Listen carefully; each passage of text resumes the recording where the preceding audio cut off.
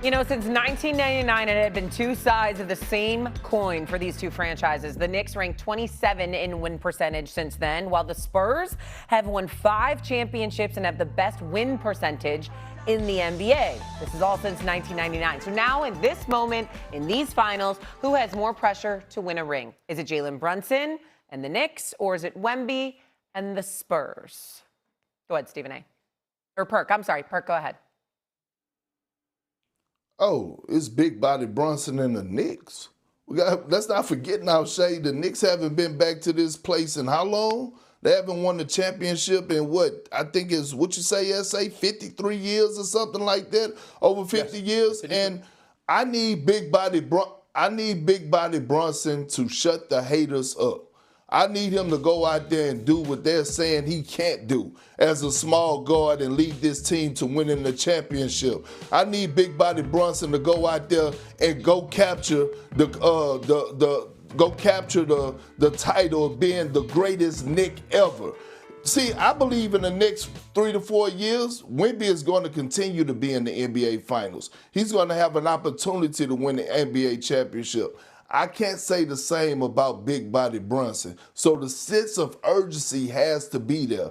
Think how long it took him, as you know, far as being right now, since he's become a Knick, to get to this point. So the pressure is on Jalen Brunson. He has the more veteran squad. His squad has been playing the best basketball. He has a guy he has a Robin and Karl Anthony Towns that's playing at an elite level. He has to go get it done.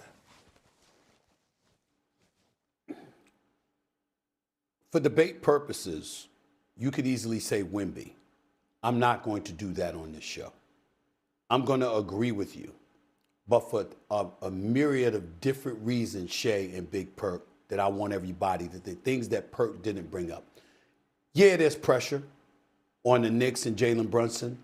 You win 11 straight by 262 points, an average of 23.8, and you're flowing. And regardless of the fact that San Antonio and OKC were the two best teams in basketball, and they've got this 7'5" alien from France to deal with, the reality is that everybody's been talking about the Knicks in a way they haven't talked about the Knicks since 1994.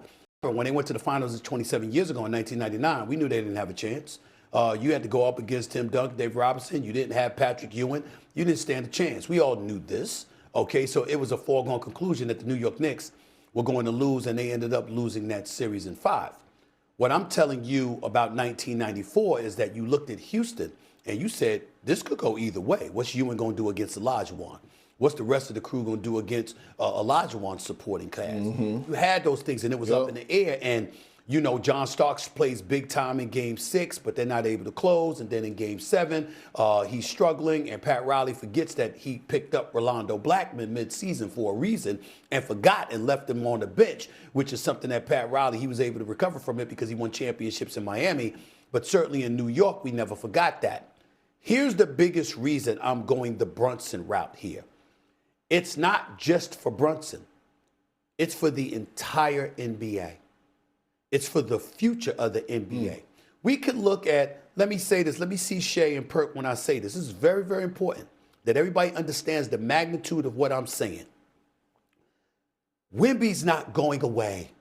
Look at that kid on that podium. I mean, he wants a championship badly. You understand what I'm saying? He comes across as he's willing to die for it. When you see a superstar, you want to hear that. As much of a Knicks fan as I am, and as confident as I'd like to feel in the Knicks, I see him like that, especially after winning. I'm like this, damn. You know, this is not good for the Knicks. It's not good that you got a superstar that wants it that badly. That's Victor Wembanyama. Here's the thing. If Houston gets a point guard with the size that they have, maybe, but we got to see it to believe it. If Oklahoma City, you know, gets Giannis, it's a different conversation.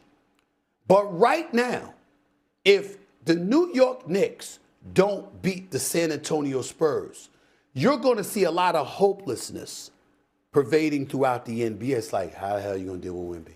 How are we going to deal with Wemby? How are we going to beat this dude? Especially when he's got Castle and Harper's going to be a star in this league, and De'Aaron Fox. He can ball, and Harrison Barnes' experience and the togetherness, the youthfulness that they have, Champagnie and all of these cats, and Johnson and the crew's like, damn, they're not going away, right? And you're looking with a ray of hopelessness hovering over you. Imagine if Brunson pulls this off. It's not Vince Carter in his prime. It's not Kobe in his prime. It's not MJ in his prime. It's not LeBron in his prime. A 6'1" guard manages to lead the way to knock off Victor Wembanyama. Do you understand what that means for the NBA? It gives everybody hope that somehow, some way, you can figure out a formula to knock off San Antonio. If you don't, and they mimic 1999, and they take the Knicks out in 5 or 6 games, and it's a relatively lopsided series, and the dominance of Victor Wembanyama reigns over the NBA Finals in such a way that it cements his dominance and that of the San Antonio Spurs, then we're going to be left hoping that Sam Presti could come up with something to formulate and tweak Oklahoma City just to be competitive to San Antonio. If Brunson wins, then all of a sudden that parity that we aspire for, where you look at a multitude of teams and say they have a chance, they have a chance, they have a chance, you're going to look at the NBA differently. That's how important this NBA Finals is. If Victor Wembanyama dominates, it's a level of hopelessness that just envelopes the NBA. You got Jalen Brunson has the potential to stop that noise. That's how important this is to basketball, not just to the New York Knicks. So Perk and Stephen A., to piggyback off of that, I agree. I think it's the Knicks too, because if not now, then when? When are you going to have this kind of health, relatively speaking, on your squad? This kind of weak conference, let's be honest. The East was weak this year, considering Did you just injuries. mention health? I just mentioned health with Mitchell Robinson, his damn pinky. His pinky, You just could mentioned have health. much bigger problems than a pinky. I mean, give me a break, okay? I cannot believe so him. much rest. I cannot They've believe had back-to-back series where they have, what, 9 days off? When else are you going to have this kind of luxury? You're not. So if not now for Brunson and the Knicks, then when? That makes it feel like there's much more added pressure, Perk. No, I agree. And look, we're on the verge of having another different champion. So this is going to make 8 straight years of the NBA having 8 different champions. No one has won back-to-back, which also I want to dive into a deeper point, because Stephen A. brought up a good point. When you talk about Jalen Brunson, see, Jalen Brunson needs to win, and while the pressure is on him, because you want the narrative to change, right? You want a team like Philadelphia to feel confident that Tyrese Maxey could get it done, because he's another undersized guard that now is driving the car to his franchise. You want to give confidence to a team that's about to draft Darius Acuff Jr. that they're making the right decision by drafting a 6'2" point guard, because we need to start valuing the quarterback's position again. See, we went away from that. So we need to start valuing these little point guards again, and these floor generals, and these guys that not only could go get buckets, but also could make guys around you better. Think about when Steph Curry, when he was taking over the league and the Warriors was making their finals run.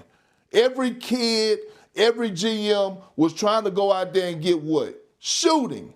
They was trying to find shooters, right? Daryl Morey changed the whole system in Houston and said, I'd be damned if somebody go take a mid-range jumper. Matter of fact, you damn near got fined if you took a mid-range. It was 3s and it was 2s. Big Body Brunson could change the narrative. If Wemby wins it, guess what? Everybody's going to be trying to look for that next 7'3", 7'4" guy. It's already videos circulating right now on social media that I just saw about some 7'4" guy that's about to come from overseas again, quote-unquote draft prospect. We got to start valuing the quarterback position again, and Jalen Brunson could help that with winning the NBA championship. Copycat league, not just the NFL, the NBA is as well. Coming up here on First Take, it's now June, which means all NFL eyes are now on A.J. Brown. Should the Patriots act fast to require